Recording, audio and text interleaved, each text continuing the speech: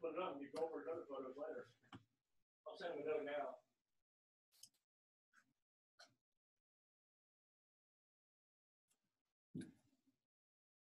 Hey, Coach, how you doing, sir?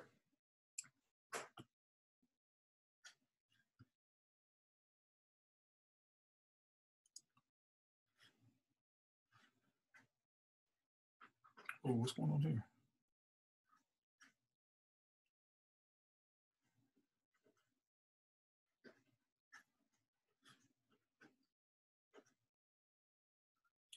Okay, has everybody got audio and everything?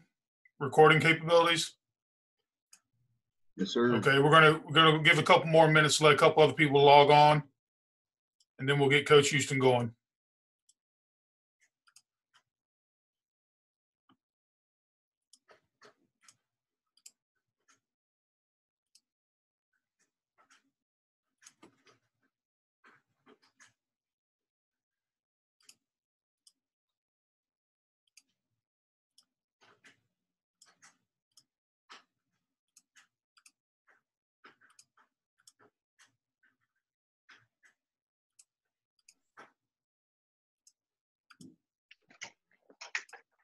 How's everybody doing?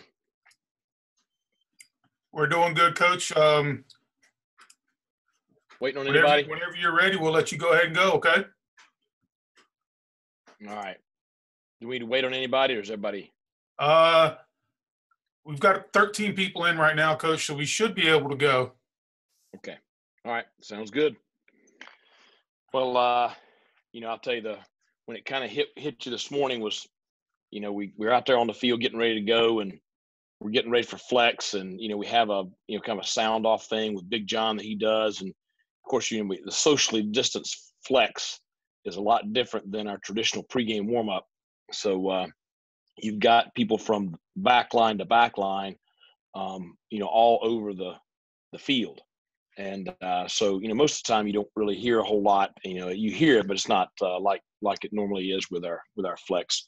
But I'm standing out there on the 50, and it echoes throughout the stadium. it gives you chills just being back in the stadium, hearing the kids, feeling their energy. Just really, that's when it's like, this is what it's supposed to be like. So it was great to get back out there. We had great weather. I think the officials have to work on that little electronic whistle thing a little bit. So they're going to have to pump that thing into the speaker system or something if they want anybody to hear it. So that's one thing that we all have stuff we got to work on. So some good and some bad. Just like with every scrimmage, I always say, the head coach is usually the only one that's happy, with everything, because one side of the ball's had a good day and the other side of the ball's had a bad day usually. That's kind of just the way those things go. Early on in preseason, typically you'll see some of the time, defense is a little bit ahead of the offense, and I think that's what we saw today. I thought we had tremendous energy on the defensive sideline, and they flying around like they're supposed to. So I think the changes that we have made and the adjustments we have made in the off season and the hard work and dedication that Coach Harrell and the staff have put into changing our scheme and the job they've done with those kids was very, very evident today. Really pleased just with the way they competed. And I say that because, I have a lot of confidence in the offensive personnel that we have returning. And I think we've got a chance to be pretty special on offense this year. So, the days of it being a track meet during preseason scrimmages, hopefully we're going to have great competition every time we go out there. And I would expect our next scrimmage to have, maybe a little more, maybe just a little more edge to it. So that's good to see, because that's the way our teams have always played, with a lot of edge and a chip on their shoulder. So, for me, we came out with no injuries. We went just a couple of snaps under 100 snaps total. So it was a very solid first scrimmage. It gives us an evaluation of where we are right now with some stuff. With a lot of it, it's the first time you've done that in almost a year. So it's we got some rust we got to work through, but it was just really good to be back out there. Okay, we'll open it up for questions for Coach Houston. Coach, as is typically the case with any team, it's going to be big for your running backs to shed the first blocker, and especially at ECU. Talk about the progress of your running backs so far here in camp. Well, I think that's going to be one of the big evaluations from today is, that's the most extended live contact session that we've had so far during fall camp.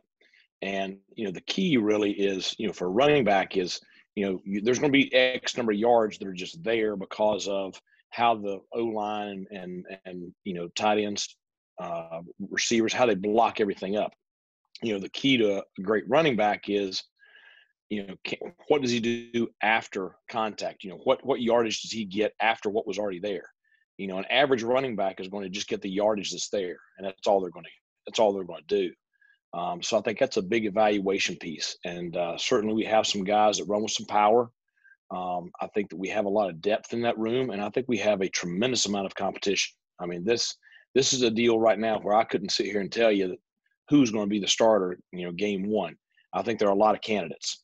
And I think that, some of the guys that people assume may be, well, I wouldn't count some of those other guys out either. I mean, I think very much what I said earlier last week. I feel very, very good about that room 5 deep, and I think that there's a lot of competition out there today. With the defense having a good day, was there any turnovers forced? Was that part of the equation, or can you elaborate on that at all? Yeah, multiple turnovers today forced, both interceptions and forced fumbles.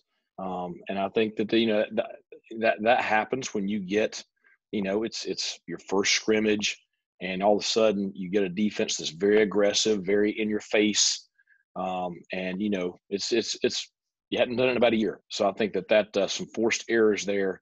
I think you'll see those probably get ironed out this week. And that's why I say the next time we go out there and do that, I would expect it to be pretty heated. Coach, how do some of those young quarterbacks look? You talked about them. I'm sure there were ups and downs, but how do they look? Yeah. Well, it's a lot different than practice. It was pretty close to being a simulated game kind of situation. And so the Bullets were flying around pretty fast. So you can imagine that it took a little bit to get them settled down. I think you're going to look, and there's going to be some good plays and some bad plays, for all of them. We played, every one of our scholarship quarterbacks played. They all got multiple series. It's going to be great to evaluate those, but certainly there was some ability, some plays where their ability came through and you could see the potential. And then there were some plays where you could see the youth and the experience. Coach, you were talking about the depth. Definitely has to be important this go around with COVID-19 uncertainty, with all the season, all the question marks. It's always important, but now ever so more important, right? Right. Oh, no doubt. And it's, we got a couple of guys out on the offensive side right now, and so you're getting a lot of guys reps on the line, and that's going to be very important down the stretch this year, because you never know week to week who could be out. So it's going to be important not just to be 2 deep, but you're going to have to be 3 and 4 deep this year, which is, it's different than most years, obviously. Coach, were there any specific players individually who stood out today? I always hesitate coming in and talking a whole lot about that before you look at the film. But I think one that really was glaring to me was Jairo Wilson. He's playing our Sam backer, and I think just his length there in that slant out route window and at the line of scrimmage, I thought that he gave the offense some difficulties both in the run game and the pass game. A lot of those quick RPO routes that we kind of live on. His length took some of those away today. He had a very athletic interception on one play where I'm sure it's one where you didn't expect him to be able to make that play, but. Anyway, it's I think he stood out. Jake Verity had a great day kicking the ball. He had a little off-season medical issue, and so we didn't know how quickly he would come along here during preseason camp. But he looks 100% and fresher than ever. I don't know what the long was today, but he had a couple of pretty deep field goals. offensively, some guys I think that, when you say stand out, I mean, I think about some guys I was surprised by in a positive manner. Tyler Savage is continuing to come along, freshman receiver out of Northern Virginia. Rajiv Harris, I think, really has been, I think, easily what I thought he would be, and maybe a little more ready to play than we anticipated. So, the rest of them, I'd like to take a watch the film and see just, who else stood out, from that aspect. Coach Houston, there's a report that the American Athletic Conference has some schools that players are expressing concerns, right, and even talking about hazard pay. Right. I don't get the sense that that's a concern at East Carolina at the moment, but I know you had some thoughts on this yesterday. But well, I mean, the big thing for me is this. We try to create a culture here and an atmosphere here where, and I tell the parents this when we're recruiting them, that, when those kids come here, we're going to treat them like their own. I'm going to treat them the way I expect my two sons to be treated. We're going to have a family atmosphere. I have an open door policy with my players. So, the players know that they can come and talk to us about anything they're concerned about. And I encourage that. So certainly if there are any concerns with the players in our roster, we want them to bring those to us and we want to address them. I don't ever want to be the guy that sits here tone deaf on anything. It's a deal where my job as the football coach here, my job is to support our players. My job is to make sure that they're in a safe environment. My job is to make sure that they have the things they need to be successful, both on the field and off the field.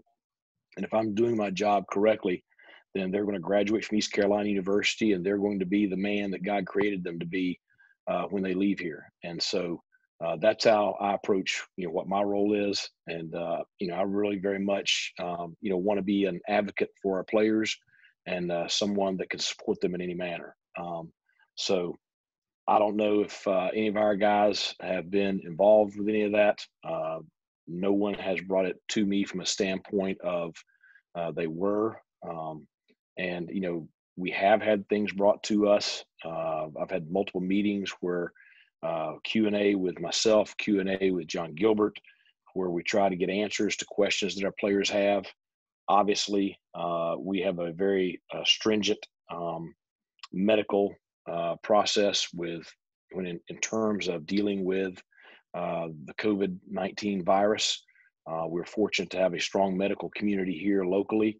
So I think that the players do have confidence in the testing protocols we have and some of the procedures we have in place as far as trying to mitigate the virus as much as possible within our roster and within our building.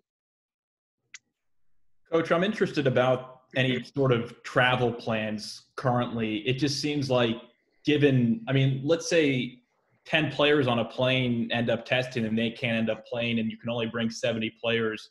What kind of things have gone into travel conversations? Are you going to make day trips or stay in hotels? Has there been any conversation about the travel plans for the upcoming season?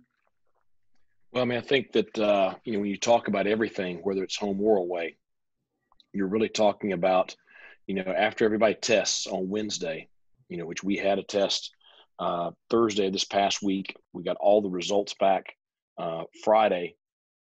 So, we're able to get a one-day turnaround because of having, the medical facility here in our back door. We are so fortunate to have that because so many of our other schools around the country don't have that. But I think, what your focus is after we test on Wednesday, the guys that come through that test negative and the guys that come through that are not quarantined from a contact tracing or anything like that, from Thursday on, we've got to be extremely protective of any interactions that we have as far as our bubble with anyone on the outside. We've talked through the protocols that we're using on Friday and Saturday. We've talked through, traveling at a lower capacity, our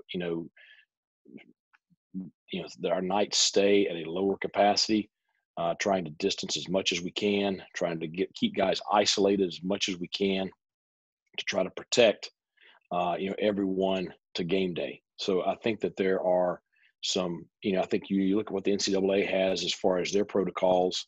I think that, our protocols are a good bit stricter.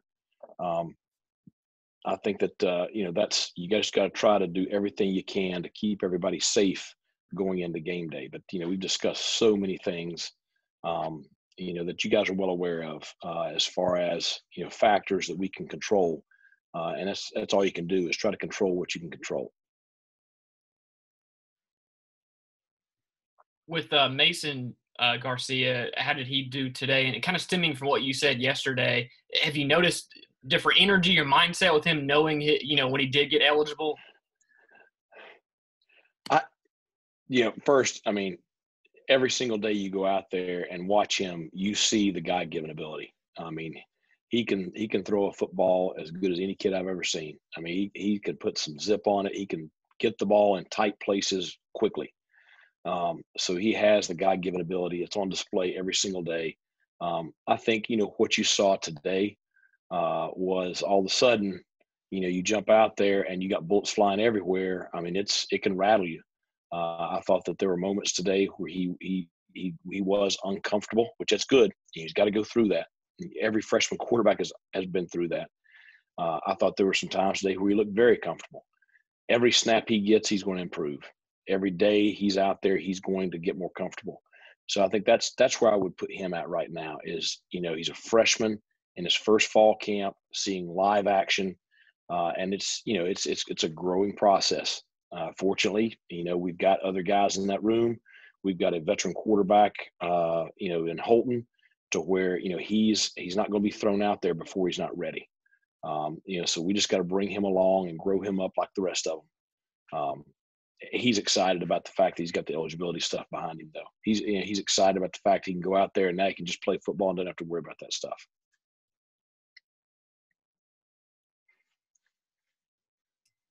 Are there any other questions for Coach? Hey, Coach. Is there any concern from the players about maybe potentially playing in empty stadiums? We know how Downey-Ficken Stadium is such an advantage when it's packed out and rocking. Is there any thought process into how that's going to look or how the players might adapt to that differently? Well, the players and I have talked about it a good bit. Obviously they want our fans there. Many of them came here with one of the factors in their recruiting being the fact that we have a passionate fan base. They appreciate Pirate Nation. They feed off of it on game day. So yes, they want to play in front of a stadium that has fans, even if it has to be 25% or 50% or whatever percent. They want fans in the stands. They want their parents to be able to see them. They want their peers to be able to see them. And I've told them, I get it. I just want to play, but I get it. It's something they wish for. Certainly it's going to be a factor. If we don't have fans in the stand, we'll have to do something to create some atmosphere. There weren't any fans in the stands today, so they're going to compete at a high level no matter what. But, we'll see how that goes. That's something that certainly I can't control and our players can't control. So we'll have to leave that up to the authorities and the people that make those decisions.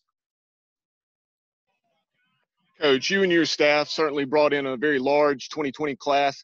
About 40% of those guys came in mid-year. Just talk about how they're making the transition and some of the guys that have stood out and maybe have an opportunity to get on the field this year. Well, I've talked about that class. We're excited about it. Obviously, one of the things that I had to do when I first got here a year and a half ago was, the roster needed some work. Certainly, we've got some talented older players, but there's not a ton of them. So we did a lot of work this past year in revamping the roster. It's those guys are getting better every single day. It's just everybody out there is exactly like Mason. Every snap they get, they're going to improve.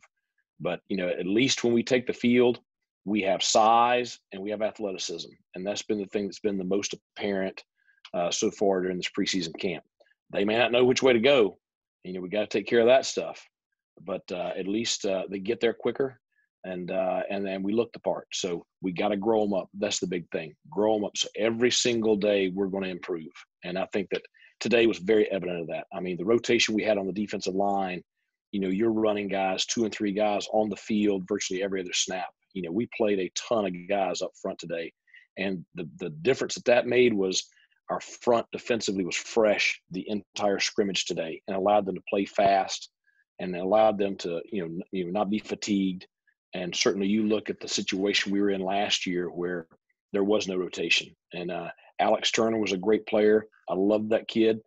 He would have been such a more productive player if he'd have played 60 snaps a game and not 95 snaps a game, because you have to be fresh on the defensive side of the ball to play at the speed to react to offenses.